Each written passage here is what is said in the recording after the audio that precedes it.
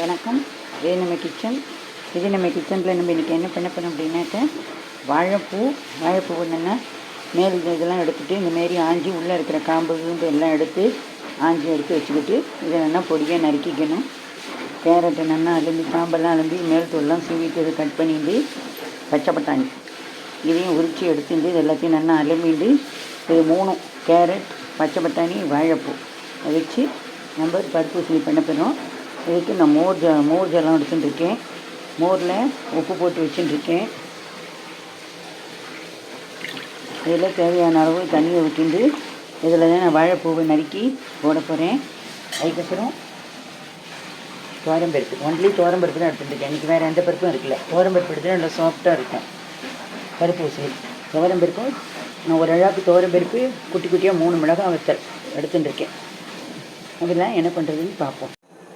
இப்போ நான் பருப்பு உசிலிக்காக இந்த குக்கரை வச்சுட்டுருக்கேன். நம்ம ஸ்டீம் பண்ணணும் அப்படின்னா நம்ம வாழைப்பூ மாரி பொடி காய்கறியாக இருந்தால் இந்தமாரி ஸ்டீம் தட்டு அதில் பண்ணுங்க.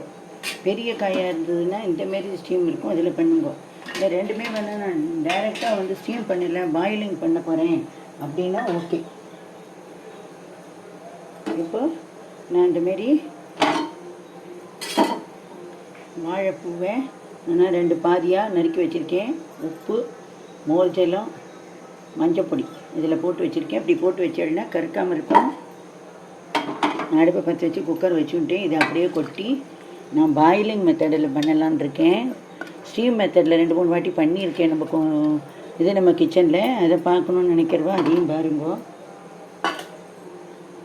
அதுக்கப்புறம் பச்சை பட்டாணியும் உரித்து போட்டுண்டு கேரட் இது ரெண்டுத்தையும் இதையும் நான் எல்லாத்தையும் சேர்த்து உப்பை போட்டு பாயிலிங் பண்ண போகிறேன். இது எல்லாமே ஃபைபர் கண்டென்ட் உள்ள நார்ச்சத்துங்கிறதுனால இதுக்கு உப்பு அதிகம் தேவைப்படாது. நான் கம்மியாக தான் போட்டுருக்கேன். இப்போ நான் ஒரே ஒரு சவுண்ட் விட்டால் போதும். பாயில் பண்ணிவிட்டு நல்லா வடிகட்டி எடுத்து வச்சுக்கோங்க. எப்படி வடிகட்டும் போது இந்த ஜலத்தோடு கொஞ்சம் உப்பு போயிடும்.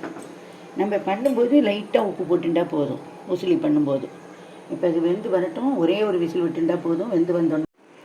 இப்போ நான் பருப்பு உசிலிக்கு அரைக்க போகிறேன். இப்போ இதுக்கு தேவையான உப்பு போட்டுட்டாச்சு. இந்த பருப்பு ஊற வச்சுருக்கேன் இல்லையா ஒரு அழகாக்கு, அதுக்கு தேவையான உப்பு போட்டுட்டாச்சு. 1 டீஸ்பூன் அளவுக்கு மஞ்சப்பொடி, கொஞ்சம் பெருங்காயம் ஜலம் இப்போ விட்டுன்ட்டா அப்புறமா உசிலி பண்ணும்போது விடணுங்கிற அவசியம் கிடையாது. இல்லை அவங்க 2 பேர் பெருங்காயம் ஜலம் வேண்டாம் நீங்கள் நினைக்கிறீங்கன்னா பெருங்காய பவுடர் கூட போட்டுக்கலாம். இப்போ நம்ம ஊற வச்சதே 2 ஹவர்ஸாக ஊற வச்சுருக்கேன். ஒரு 3 மிளகாய் போட்டு ஒரு அழகாக்க போட்டு ஊற வச்சுருக்கேன். மொட்டை ஜலத்தை வடிச்சுட்டு இதை நல்லா மிக்சியில் ஒரு கோர்ஸ் பேஸ்ட்டாக அரைச்சிக்க போகிறேன். இதுலேயே உப்பு மஞ்சப்பொடி எல்லாம் போட்டதுனால அப்புறம் காய் வேக வைக்கும் போதும் நம்ம பாயிலிங் பண்ணும்போதும் உப்பு போட்டுருக்கோம்.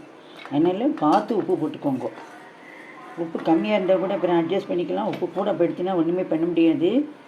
நான் சொல்கிற டிப்ஸ் எல்லாமே பிகினர்ஸ்க்காக தான் சொல்கிறேன். பார்த்து போட்டுக்கோங்க. இது அரைக்கும் போதே இதில் நல்லா ஒரு டேபிள் ஸ்பூன் அளவுக்கு எண்ணெயை விட்டு நடுங்க.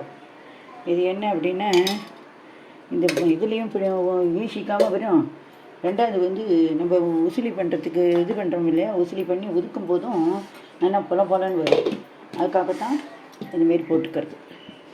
இதுலேயும் ஆப்ஷன் என்னென்னா சில பேர் கருவேப்பிலையெல்லாம் பொறுக்கி போட்டு விட்றா அப்படிங்கிறதுக்காக கருவேப்பிலையும் 4 இதுலேயே போட்டு அரைச்சி விட்றான்.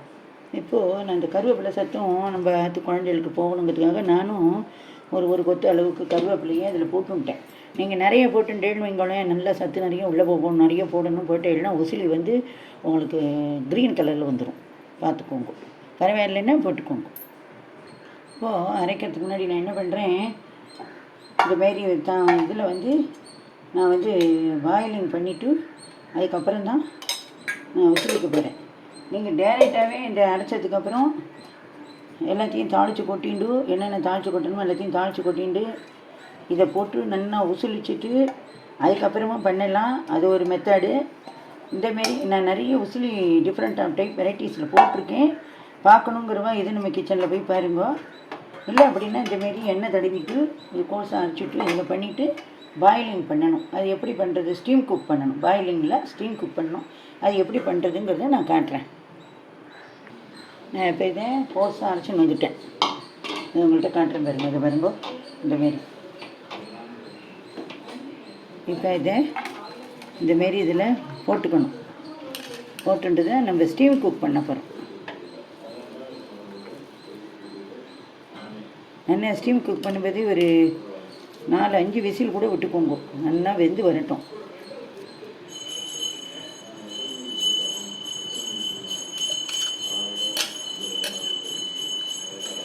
தர்பூசணியில் எந்த வெஜிடபிள்ஸ் வேணாலும் போட்டு பண்ணலாம். இது நல்ல ஒரு ரிச் ப்ரோட்டீன் நிறைஞ்ச ஒரு டிஷ்ஷு. குழந்தைகளுக்கெல்லாம் நிறைய பண்ணி கொடுங்க. நீங்களும் சாப்பிடுங்க, வயசானவங்களுக்கும் கொடுங்க. இது இப்போ நம்ம ஸ்டீம் குக் பண்ணுறதுக்கு முன்னாடி நம்ம இதில் ஸ்டீம் குக் பண்ணுறதுக்காக குக்கரில் வச்சுருக்கோம் இல்லையா, இதை இப்போ நல்லா வடிகட்டிக்கணும். இது எப்படி வந்திருக்குங்கிறத பார்க்கலாம். இப்போ பாயில் பண்ணியிருக்கோம். இந்தமாரி மோர் ஜலத்தில் வாழைப்பூ போட்டு வச்சோம்னா, உப்பு மஞ்சள் பொடியும் போட்டு வச்சோம்னா கருக்காமல் நல்ல கலரில் வரும். இல்லை நீங்கள் எலுமிச்சம்பழம் புழிஞ்சு கூட, தயிர் இல்லை மோர் இல்லை இன்றைக்கி டிமாண்டாக இருக்குன்னா எலுமிச்சம்பழம் புழிஞ்சிக்கலாம் உப்பு மஞ்சள் பொடி போட்டு. இப்போ இதை நான் அதை வடிகட்டிட்டு உங்களுக்கு காட்டுறேன். இந்தமாரி ஒரு வடிகட்டியில் நான் அதை வடிகட்டி எடுத்து விட்டேன். நம்ம இப்போ குக்கரில் ஜலம் விட்டு மாரி ஒரு ஸ்டாண்டு போட்டுருக்கோம். 2 டம்ளர் அளவுக்கு ஜலம் விட்டுருக்கேன். இந்த மாதிரி உசிலி எண்ணெய் தடவி கொட்டி வச்சுருந்தீங்க. பாயில் பண்ணது இந்த ஊற வச்சு அரைச்சதை இதை வச்சுருக்கேன். இதை இப்போ நான் ஒரு 5 விசில் விட போகிறேன். மீடியம் ஃப்ளேமில் வச்சு விட போகிறேன். ஹை ஃப்ளேமில் வச்சு விட்டுனா கீழே இருக்கிற ஜலம் ஒரு சில சமயங்களில் மேலே வந்துடும். அதனால் இதை பார்த்துக்கோங்க. இப்போ நம்மளுடைய தர்பூசணிக்கு வச்சுருந்தோம் இல்லையா, அது ஸ்டீம் குக் பண்ணியிருந்த மாரி வெந்துட்டான்னு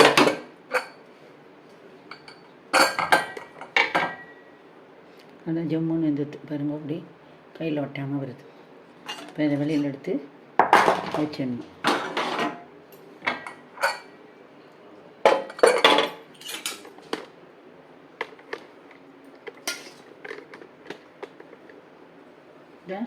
நல்லா அப்படி பரட்டி விட்டுட்டு கொஞ்சம் நேரம் ஆற விடணும்.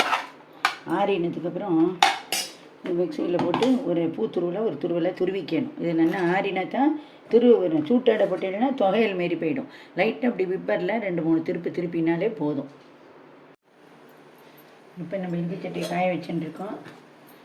இல்லைன்னா கடலெண்ணெய் தான் ஒரு 3 டேபிள் ஸ்பூன் அளவுக்கு கடலெண்ணெய் விட்டுருக்கேன். வேணும்னா அப்புறம் கூட விட்டுக்கலாம்.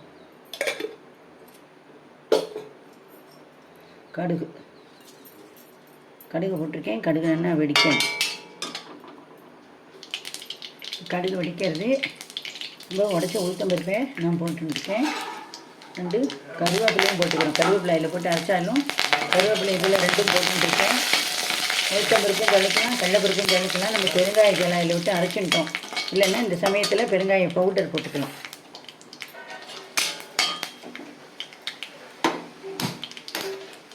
உளுத்தம்பருப்பு நல்லா செவக்கணும்.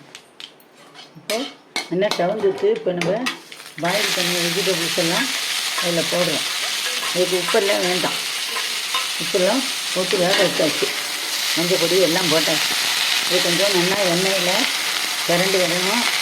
இப்போ இதுக்கு இன்னொரு கொஞ்சம் எண்ணெய் நான் வச்சுக்கிறேன். இதில் இந்த சமயத்தில் என்ன வெஜிடபிள்ஸ் வேணாலும் போட்டு இப்படி பண்ணலாம். ஒவ்வொரு டேஸ்ட்டை கொடுக்கும். இது கொஞ்சம் எண்ணெயில் வதங்கட்டும். இப்போ நம்ம இதை இந்த உசிலியும் மிக்சியில் போட்டு துருவிலாம் துருவி எடுத்துக்கணும். 2 ஏடாக போட்டு எடுத்துக்கணும். துருவி வந்துட்டு பார்க்கணும். இப்போ நம்ம இதை எண்ணெயில் பரட்டிண்டாச்சு. நம்ம ஒரு ஏடு மிக்சியில் இந்த உசிலியை உருட்டேன் இல்லையா, ஒரு ஏடு போட்டுருக்கேன்.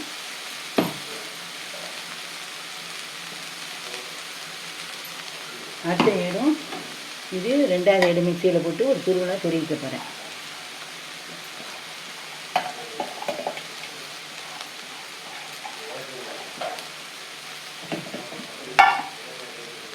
இதையும் துருவின்னு வந்துட்டு காட்டுறேன். இப்போ 2,000 ரவுண்டும் நம்ம உதுத்துட்டேன். இப்போ இதையும் இதில் போட்டுட்டு நான் வந்து ஒரு கலர போகிறேன். இப்போ தெரியலன்னா இந்தமாரி துருவணும். நீங்கள் நல்லா 2-3 சுற்றி சுற்றிலே இருந்தேன்னா தொகையெல்லாம் போயிடும், பார்த்துக்கோங்க. இப்போ இது என்னென்னா நம்ம கலரி விடுவோம். கீழேந்து மேலேருந்து கீழணும் நல்லா கலரணும். இது சாஃப்ட்னஸாக இருக்கும். குழந்தைகளும் விரும்பி சாப்பிடுவா. பார்க்கறதுக்கும் நல்லா கலராக ஹை லுக்காக இருக்கும்.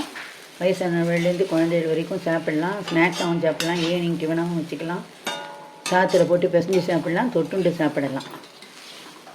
கொஞ்சம் நேரம் கொஞ்சம் நல்லா இந்த பச்சை வாசனை இதில் எப்படி வேக தான் வச்சுருக்கோம், இருந்தாலும் இந்த பச்சை வாசனை தான் தெரியும்.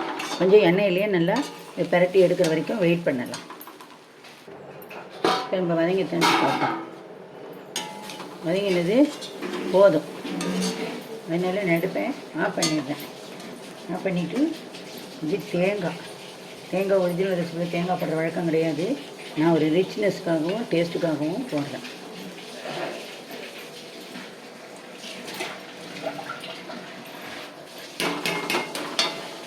பிரட்டி விட வேண்டாம், அப்படியே இருக்கட்டும்.